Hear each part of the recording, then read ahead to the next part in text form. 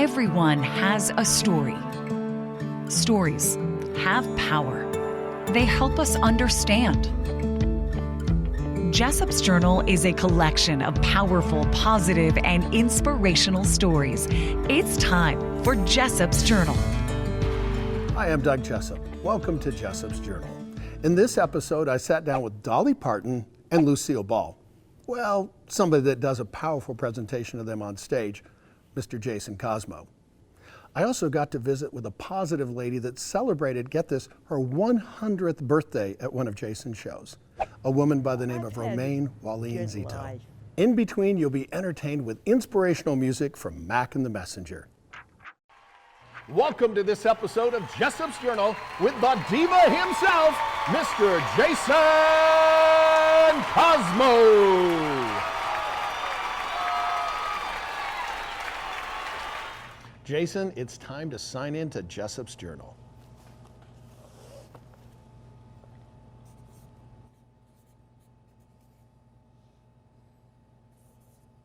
Hi guys, I'm Doug Jessop, and this is Jessop's Journal. We are here at the Metro Hall, and we are hand sanitizing, with the guys from Five Wise Hand Sanitizer. Believe it or not, they actually made me my own bottle of Jessop's Journal hand sanitizer. So how's that? Wow. With me today, Jason CozMo. Hi, how are you? I'm doing excellent, otherwise known as the Diva. The Diva. So what's the story behind the Diva? The Diva. I am a celebrity female impersonator. Really? You couldn't tell? Oh, come on. I actually went to one of your shows, and truth be told, way long time ago, I was a country disc jockey. How's that? Okay. Oh. And I used to play some music for this one particular artist by the name of Dolly Parton. Dolly Parton is my 9 to 5.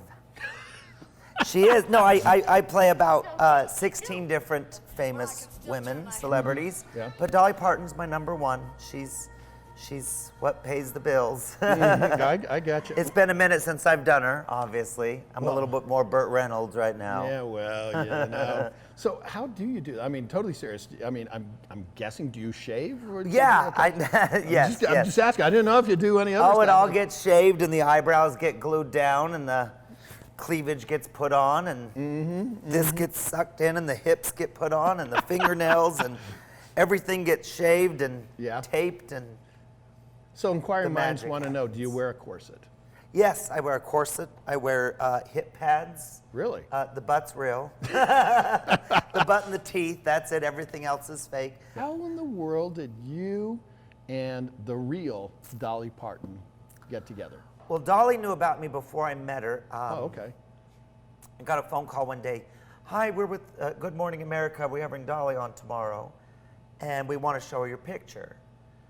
I was like, oh my gosh, well, what if she says I'm ugly or I don't look like her? What am I? Then I'm ruined forever, and then I just got to do, And they said, well, we can't guarantee it, but we need your approval. So I did it, and she thought it was her, and it was cool. So she knew about me, and then some of her people I've contacted, and they've contacted me. So it's pretty cool when her assistants and her costume people are following me, keeping me in check. And I'd been to Dollywood, and I hosted different things down for they do this big thing down in Dollywood every year for all the fans and whatnot. And I'd still never met her. I never met her. And then I got cast in a film called Dumplin' on Netflix. Okay. I was handpicked by the screenwriter. There's a scene where they have all these Dolly drag queens, and she says, we need one that's a real, true, Dolly impersonator. And they flew me out to Atlanta to film, and it was absolutely fabulous. So this movie Dumpling, what was it about? It's about a girl who, she's kind of like the underdog, and she is in beauty pageants. Her mother's played by Jennifer Aniston. I don't want to give too much away. Okay. It's a family film. It's for everybody, and okay. It's is it available? Dolly Parton music from start to finish. It is available on Netflix now? Netflix, yes. Right now? Yeah. Okay. So, watch that, guys. Just saying. Okay.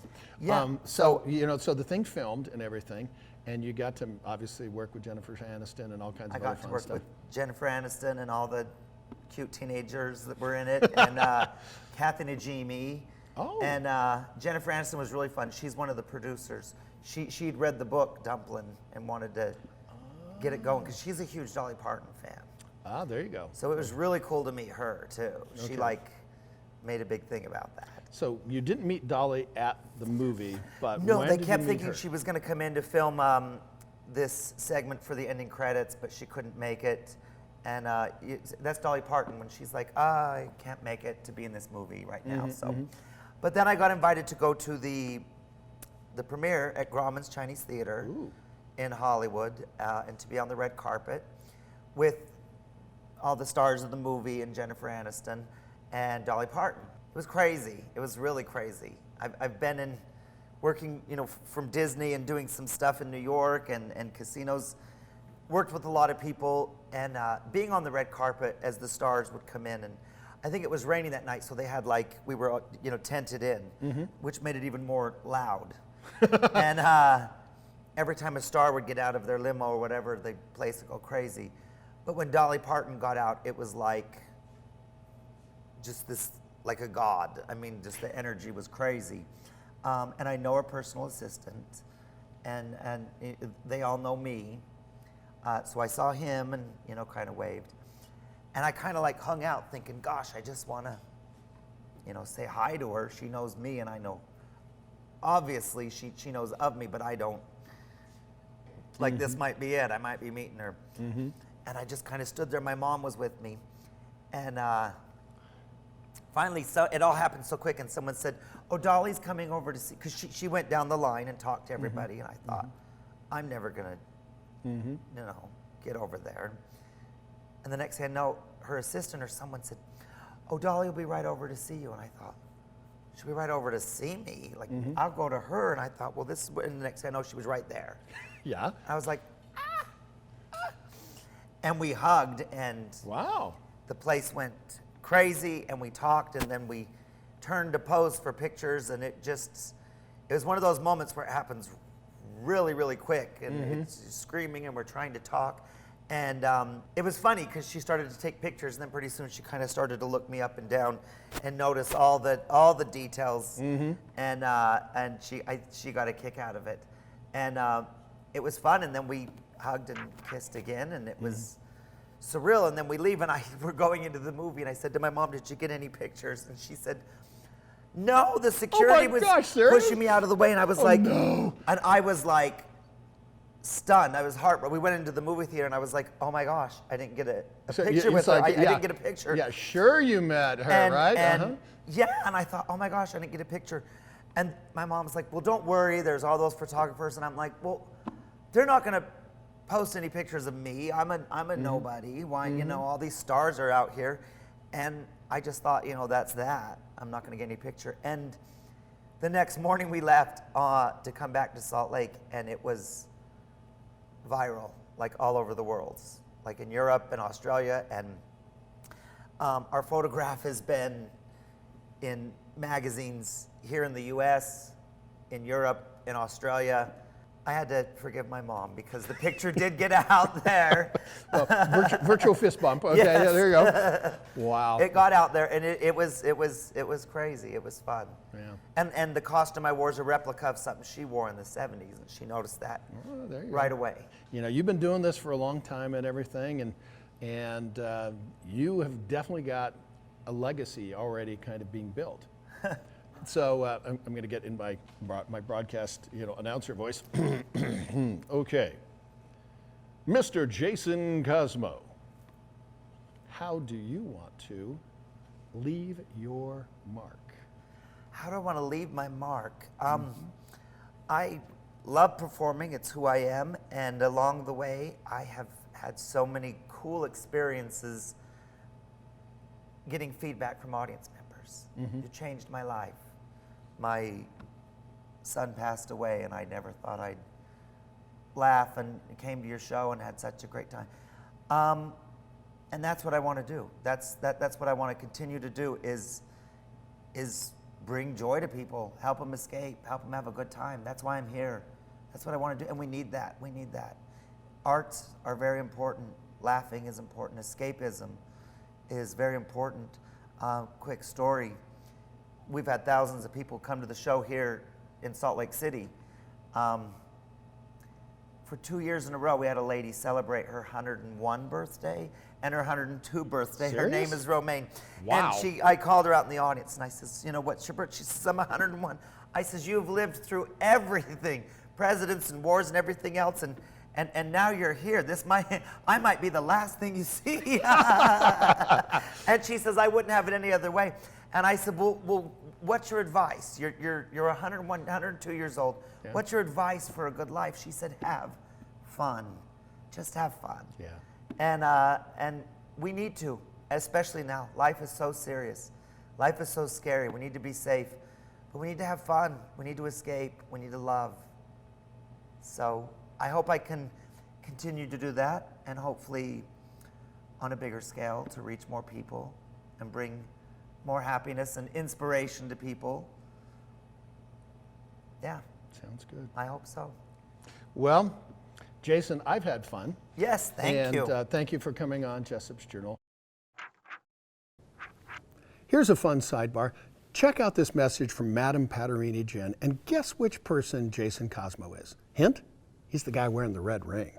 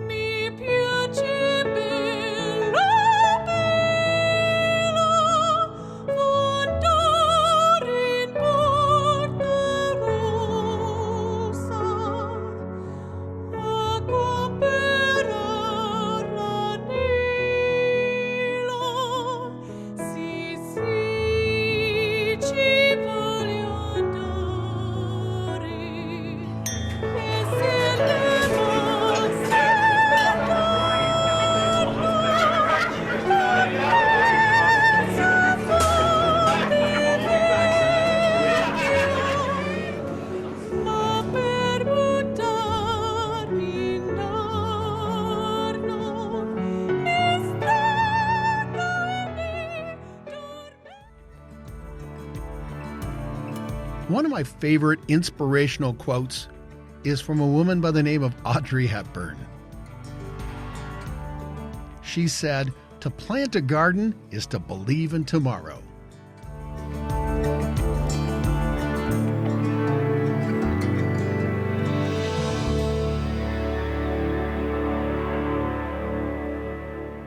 Everyone has a story. Stories have power. And sometimes those stories are told through music. It's time for Jessop's Jukebox.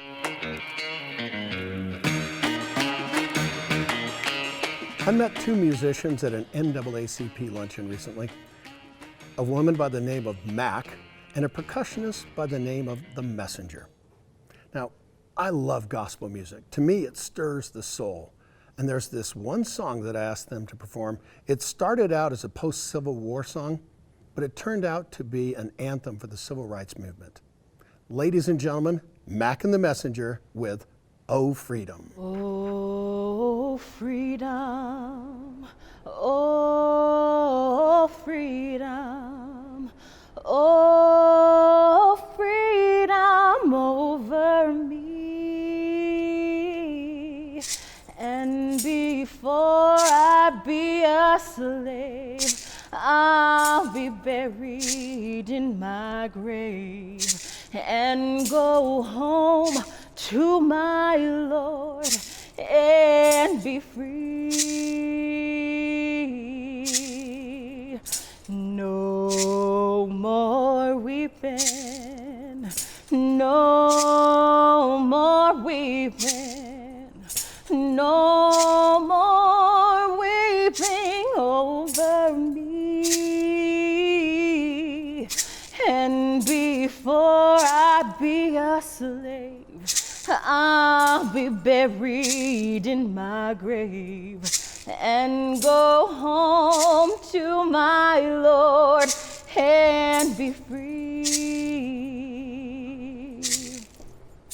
Oh, freedom, oh, freedom, oh, freedom over me. And before I be be a slave. I'll be buried in my grave and go home to my Lord and be free.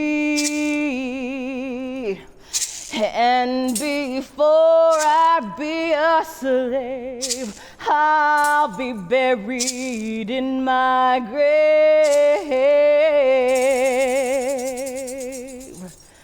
and go home to my Lord and be free.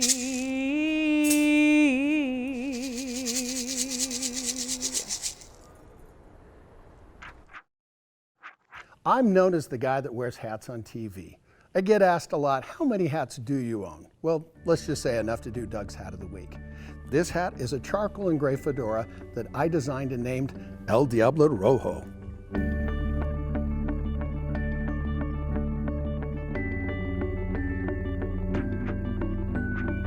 I never met my grandmothers, but this next lady was a pretty good stand-in.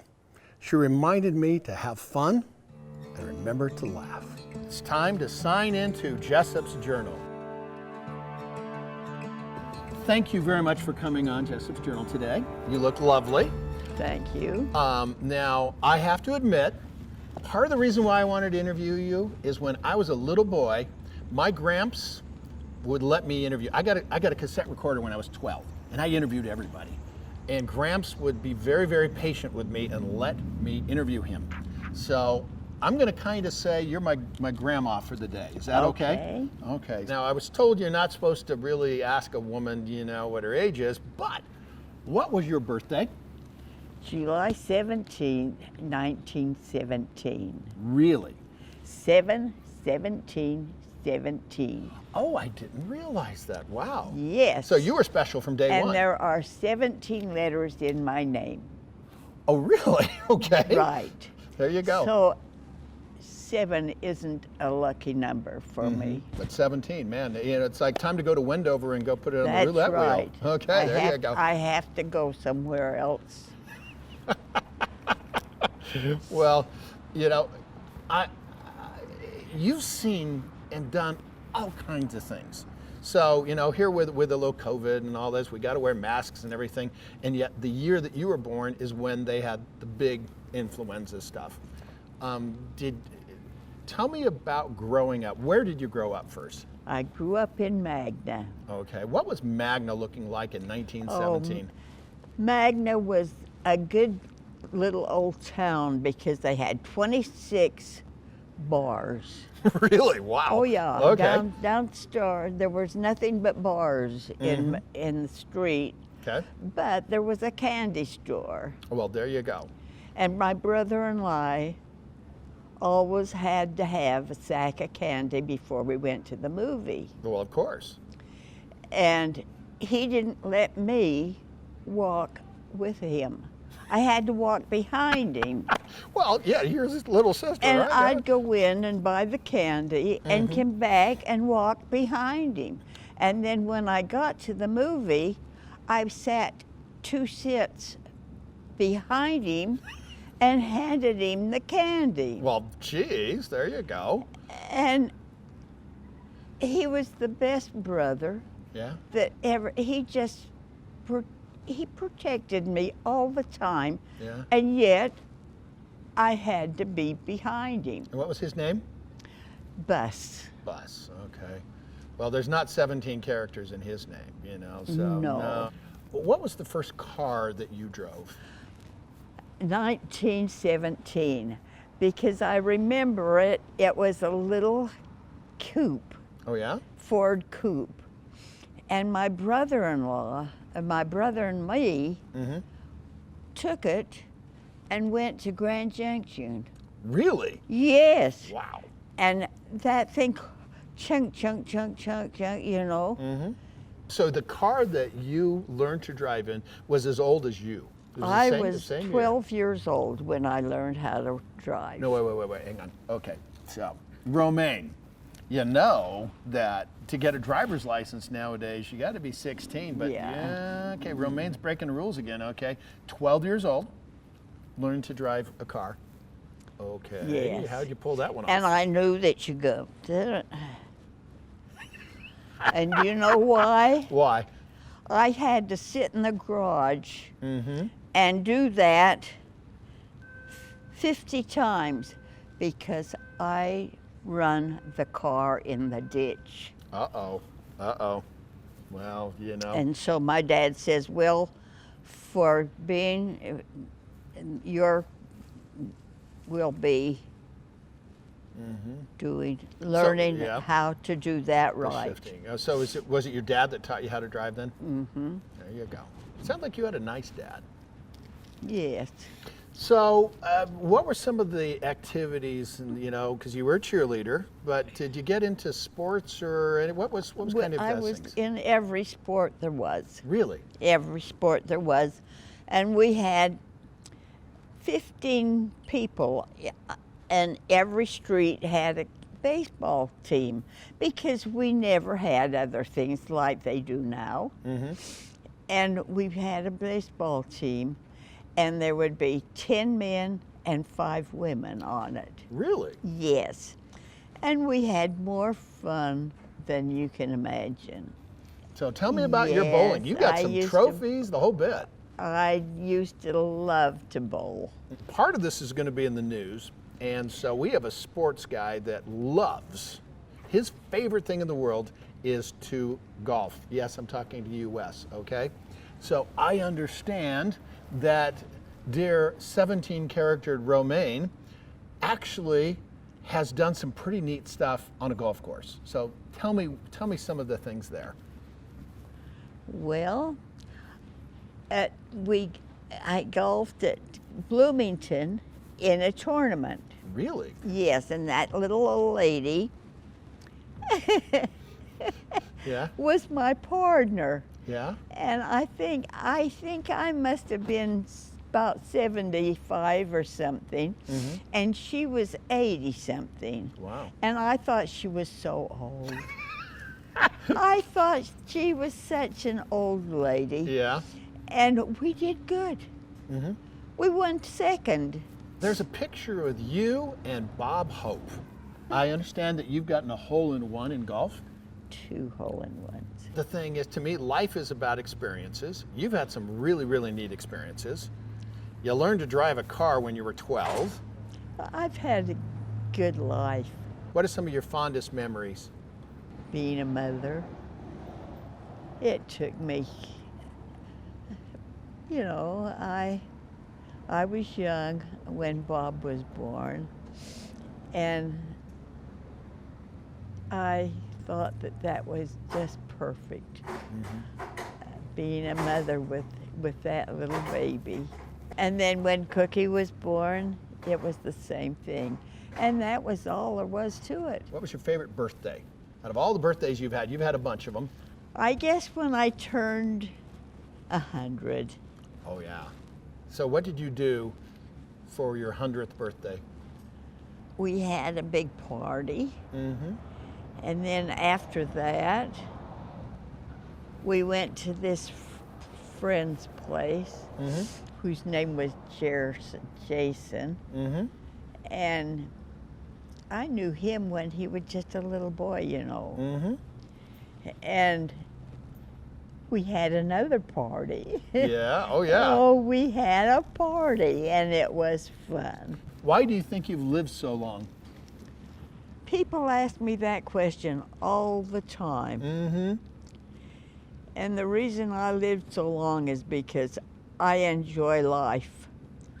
I love life, and I laugh all the time. It sounds like you've lived a very fun-filled life. I don't think I've missed very much.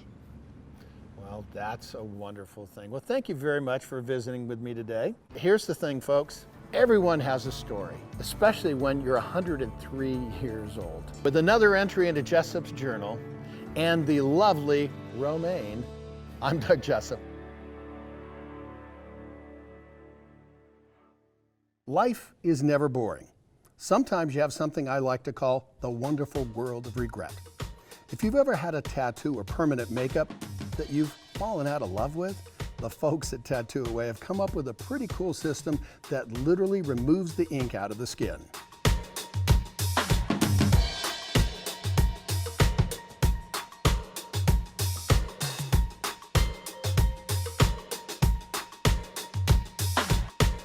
I was raised with the phrase, remember where you come from.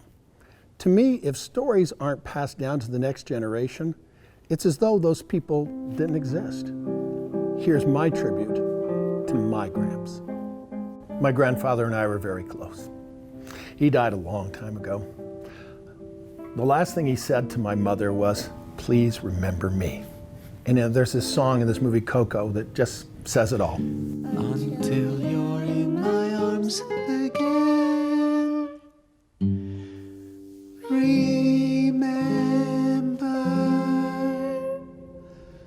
me. My grandfather was George Youngquist. He was born in 1903 to Swedish immigrant parents, Ida and Frederick. George had a good childhood in Southern California. He met a beautiful nursing student by the name of Florence. They got married in 1936. They had 2 lovely daughters, the oldest of which was my mother. Sadly, Florence died at the age of 43 of breast cancer. My mother was 14 years old. I was born 6 years later. Gramps was the kindest, most patient man I've ever known. He'd come up and we'd rub noses. He'd call them Eskimo kisses. Then we'd rub, that 5 o'clock shadow. I knew I was loved. He always had a camera in his hand. He was always recording things. He had stories to tell. He even took pictures of a rare 1949 snowstorm in Pasadena. I follow in his footsteps, telling stories with pictures. He'd come to our house on Sundays a lot of the time for dinner. I'd take him around the rose garden at our house. I still grow roses to this day and think of him. Gramps was one sharp dresser. These cufflinks right here are actually his. I made him this custom hat. I call this hat the George.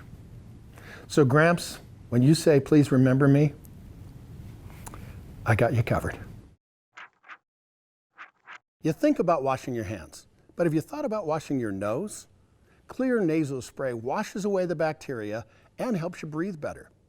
So join me, take a deep breath, and relax.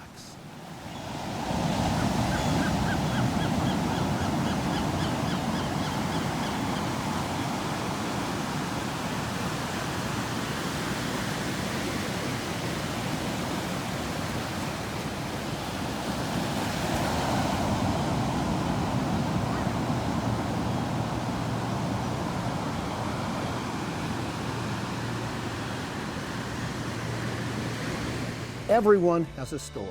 Stories have power. They help us understand each other. With another entry into Jessop's journal, I'm Doug Jessop.